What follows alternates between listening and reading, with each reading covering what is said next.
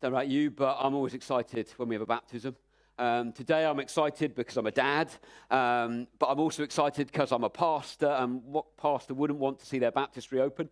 But also I'm excited because as believers, this should stir within us something when we see other people declaring their faith in Jesus. I'm also excited because you will stay awake during my sermon today, because you'll be wondering whether I just move around a little too much. No, Emma kind of stayed still while she was kind of hosting now, but it wouldn't take much for me to send a leap over that way, but we'll see. Today we begin a new series in terms of our sermons here, and it's simply entitled, We Are Family.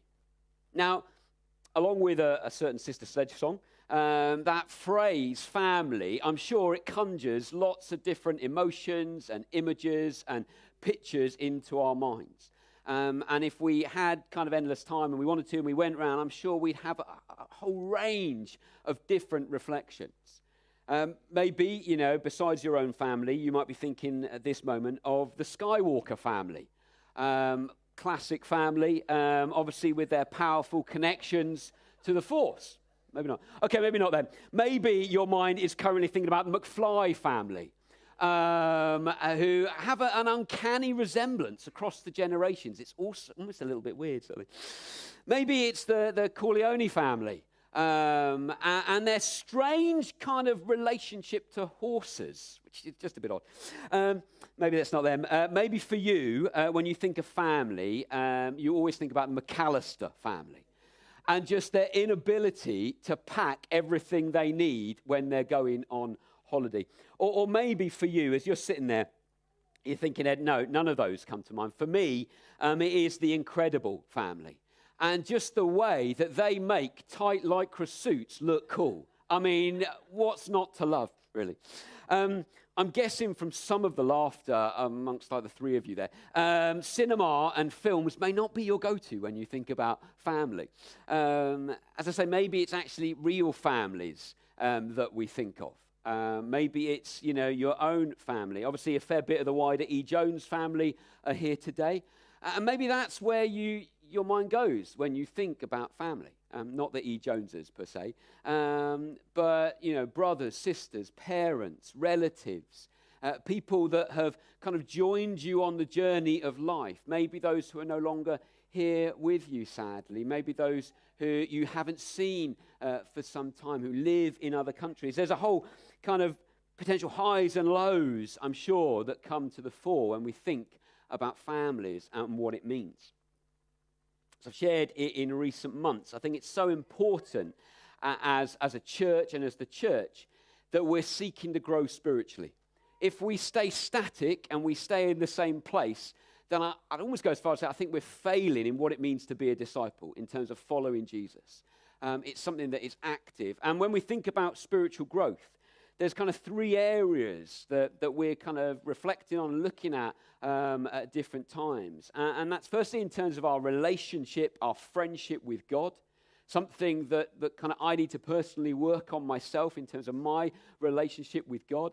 Secondly, how we grow spiritually as a church family, however we might define that, but as we gather as family, how are we growing and seeking to grow spiritually together? And then thirdly, how are we seeking to grow spiritually as we engage with the wider community that we're a part of, whether that's Battle or the surrounding villages, wherever you might live, wherever you might find yourself. And it's the second of these, how do we grow spiritually as a church family, that we're going to explore over the next few weeks, Sunday by Sunday. And obviously there's a variety of ways we could do this, a lot of different areas we could look at and think about. But we're going to be thinking particularly, what does it mean to be part of the Baptist family? Because hopefully this is not a shock to any of you. We're a Baptist church, Battle Baptist Church, key in the name. And therefore we're part of the Baptist family. But what does that really mean? What does that really how does it affect us? What does that say to us today? And so we're going to look at what this means, and we're going to look at it through something called the 5 core values for a gospel people. Now, I know I said you wouldn't fall asleep because I was going to fall in possibly later on or whatever, that sort of thing. I'm aware, having said that, you might think, oh, that just sounds really dull, Ed. I know I can't say that in church, because obviously sermons are always exciting. But actually, the idea of the 5 core values, I mean, just sounds a bit wordy. Sounds like something someone came up with a long time ago that would one day make a good sermon series, and that's about it, really. Well, bear with me. Back in 1996, so a couple of years ago, I'm really looking around at the young people, this is like ancient history. Back in 1996, within the Baptist family in Great Britain, it was felt that something needed to be done to grapple afresh with what it means to live justly in the world today. What does it mean for us as church to live justly in the world today? So this piece of work was undertaken, and a group known as the Baptist Union Council met in November 1996, and they noted a couple of things. On the one hand, they noted the valuable insights and understanding in terms of issues of biblical justice that had come to the fore and been realized. But yet, on the other hand, there was concern that these insights might very easily be lost or just remain kind of something that those people who are very academic or really clever or reflect on, and actually would never have an expression in the local church. And that actually it needed to, find a way to make it a standard by which we would measure all we do and all we are as Baptists. And so, as we do in these sorts of situations, a task group was formed, a committee basically, and their job was to reflect on this and to say, what have we actually learned and what is God calling us to do? Particularly reflecting on the verse from Micah 6:8, to act justly, to love mercy, and to walk humbly with our God. We'll come back to those verses shortly, but it was out of that reflection that the 5 core values for a Baptist gospel people came about. And the 5 values, a gospel people called to be a prophetic community, called to be an inclusive community, to be a sacrificial community, to be a missionary community, and to be a worshiping community. So today we're going to begin by thinking about what does it actually mean to be a prophetic community. Now, just to be clear, let's not mishear me there. This is very different to being a pathetic community. Prophetic, pathetic, they sound very similar, I'm aware. Maybe there is a warning that we need to heed in that. But if you just think about this whole idea of misunderstandings or mishearing people, I don't know if you've ever had that. Someone says something and you think they said something else entirely. The idea of being prophetic within the church, within the Bible, a prophet is someone who declares publicly a message that they believe has come from God. So a classic example we might think of would be Jonah and the big fish. Jonah, God spoke to Jonah and said, I want you to go and give this message to the people of Nineveh. Now, Jonah obviously decided against that, and he went the other way, and his story transpired, as I'm sure we're aware. But my guess is that's often what we think of when we think of what does it mean to be a prophet? Someone who is going to get a message from God, and then they've got to kind of share it with others and that sort of thing.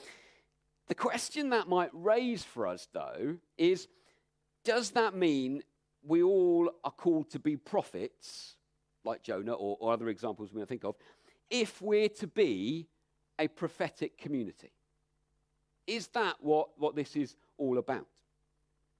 I remember when we first came to the church as a family, there were a couple in the church, if you were here at the time, I'm sure you remember them, called Andrew and Claire. And Andrew was someone who clearly had the gift of prophecy. He was someone who God spoke to on a regular basis, and he would have words or pictures that he would share. He was one of the elders. He would share into, whether it was in the eldership or more widely with the church, as we were trying to work out what God was saying. Again, not being static, seeking to move as God's people. And so it's a great example of that gift of prophecy. Thing is, again, though, if that's not what we do, if we haven't got that gift, we might think, well, are we failing then?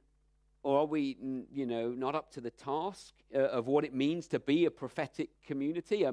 Am I not really welcome here? Do I not fit in? If I haven't got that exact gift that I can offer, where's my place under this kind of idea? Well, let's return to the verse that the task group took, Micah 6, verse 8.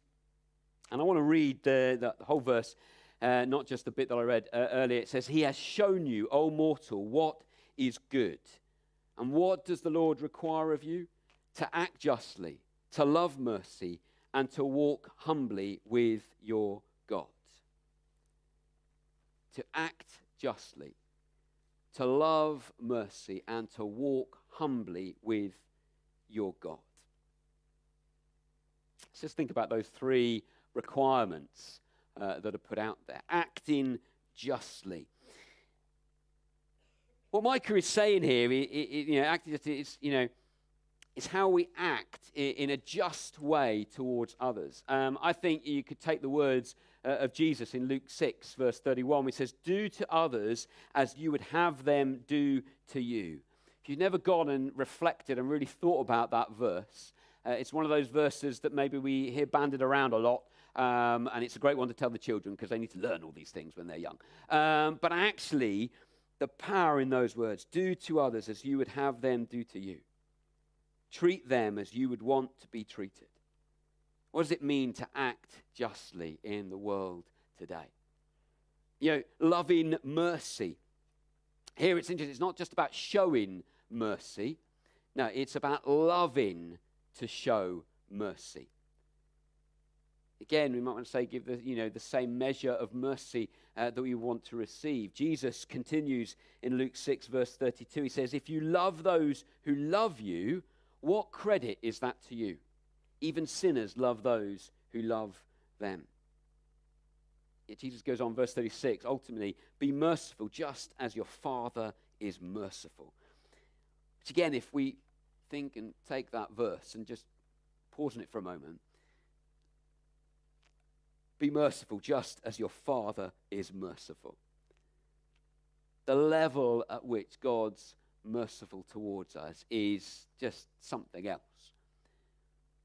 That's the challenge before us. And then thirdly, walk humbly with your God.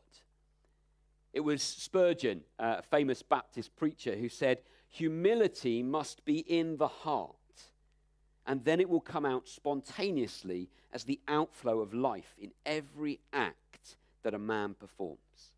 Every act. Not just when we're feeling up to it, or when I'm having a good day, or when someone's been really nice to me, I'll then, respond in kind.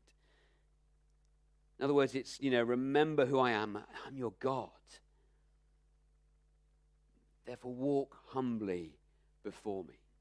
Spurgeon goes on, he said, "True humility is thinking rightly of thyself, not meanly.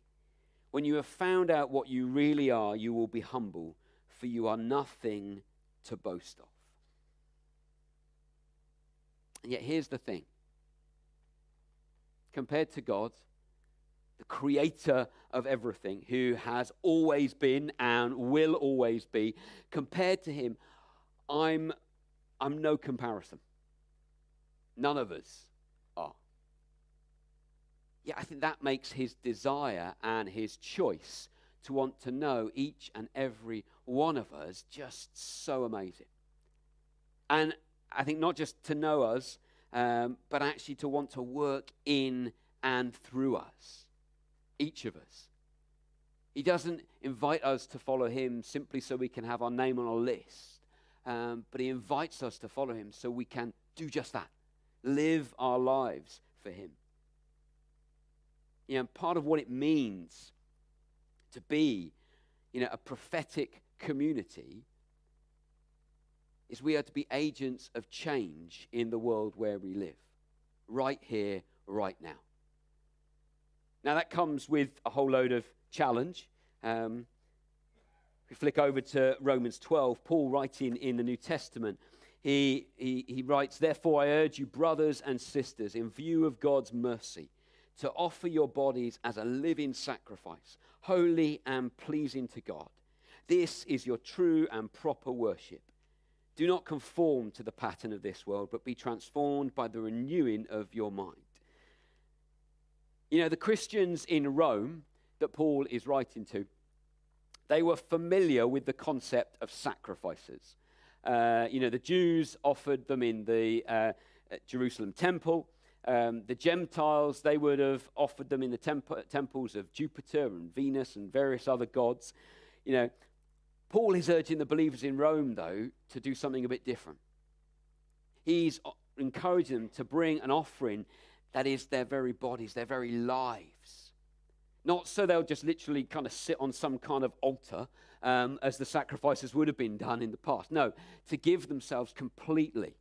To use the phrase, 24/7, 365, saying, how do I give myself totally over to Jesus? That's where this whole idea of being in the world but not of the world comes out of these verses from Paul. Saying, actually, if I'm going to live for him, it's not about hiding away. It's not about being some kind of hermit or someone who doesn't interact with anyone because I'm not quite sure how things are going to go, and I don't want to get tarnished by the world, but actually I'm going to be in the world. But yet I'm not going to get consumed by it. I'm going to seek not to be caught up by it. I'm going to seek to live the life that God is calling me to do and calling me to live. And there's many examples of people we might think of throughout kind of history, those who've made a stand for something. And there's many classic examples we might think of. I just thought of, William Wilberforce and others who came against the slave trade, physically saying, no, we're going to follow Jesus. We're going to live out our faith, and it's going to be a public thing. Maybe Robert Raikes and those who established a Sunday school for the poor and orphaned in Gloucester in 1780, and all that followed on from that. Again, saying, actually, no, we're going to do something. We're not just going to hide away and say these nice things, and that's what, no, actually, we're going to live out our faith. Maybe one of the biggest ones in kind of very modern years would be Mother Teresa, who devoted her life to serving the poor in Calcutta, physically putting herself in that place, seeking to make a difference, to live out her faith. And there's countless others we could share, and many who have gone unheard of, who have done that. No one knows of them, but they've chosen to live out their faith. But it's also not just looking back through history. We think even today. Think about those who are involved in initiatives such as the food bank or Christians Against Poverty. Even within the kind of the church here, thinking about Renew 1066 or BTFC, saying actually how do we live out our faith wherever that might lead us? How can we seek to be a light into the darkness in the world? Engaging with the community around us. Thinking about how we carry ourselves. The way we do things differently to others because of our faith. Being a witness, maybe simply by being there, hopefully pointing people to Jesus. I think it's important to note, coming back to the whole idea of being part of the Baptist family, a guy called Keith Durso put it, he said, Baptists began as a people of dissent, grounded in the concept of believers' church and the role of conscience in discerning religious faith and practice. We shouldn't be afraid to live distinctively and prophetically. We shouldn't be afraid of sometimes, one of our values as a church is courage.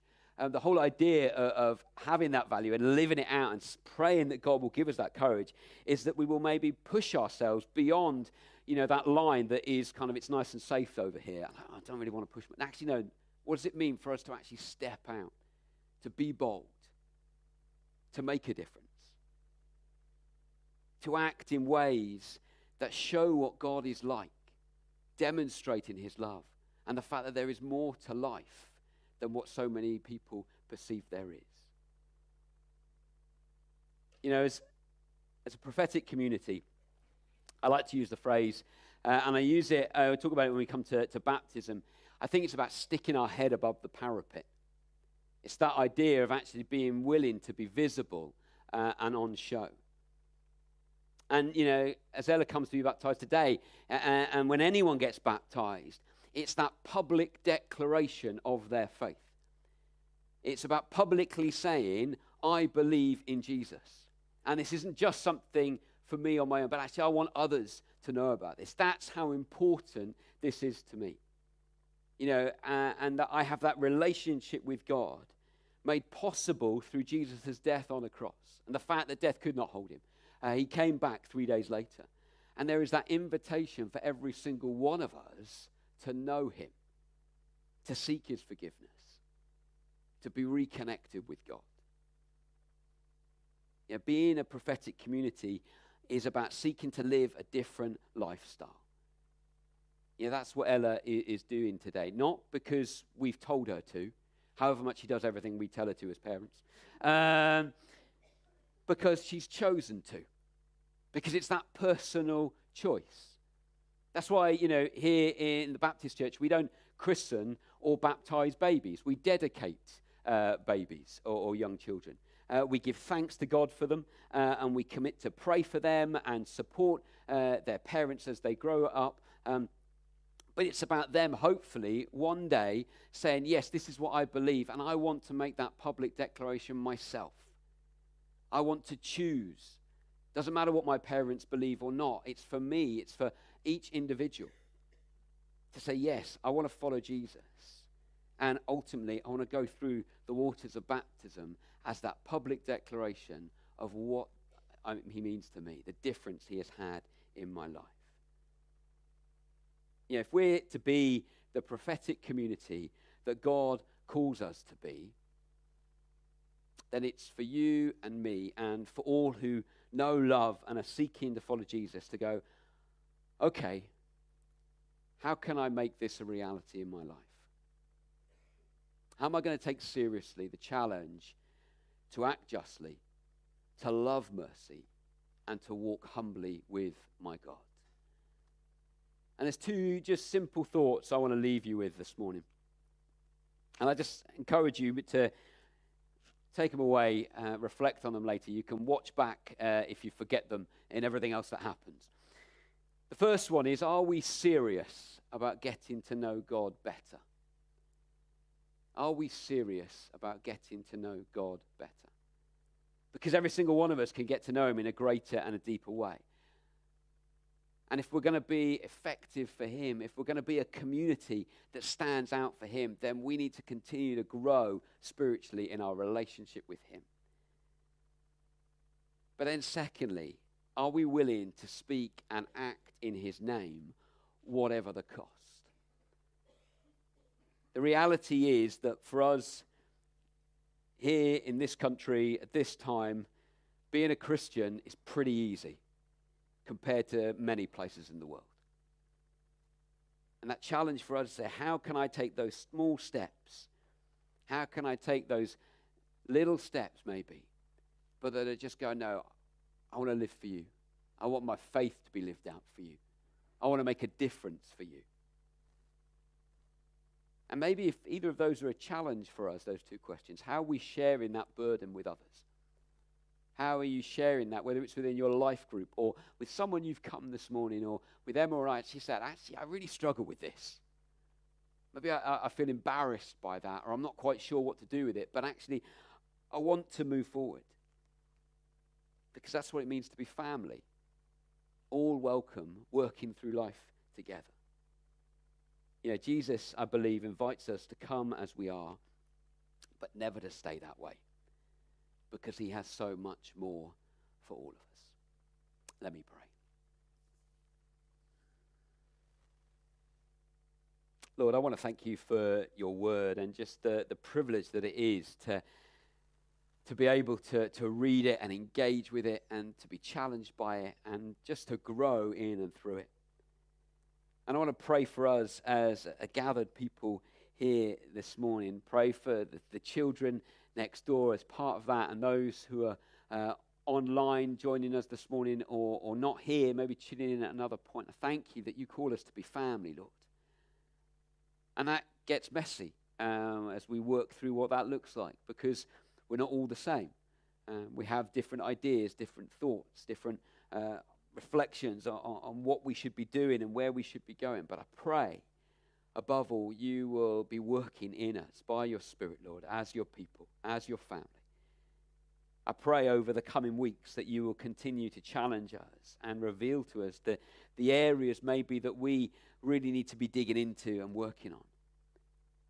But above all this morning, Lord, I want to pray that you will enable us to be a people who are prophetic people for you by the way that we live our lives, by the difference we seek to make as we go about the rest of our weeks, that we might bring glory to you each step of our day. Amen.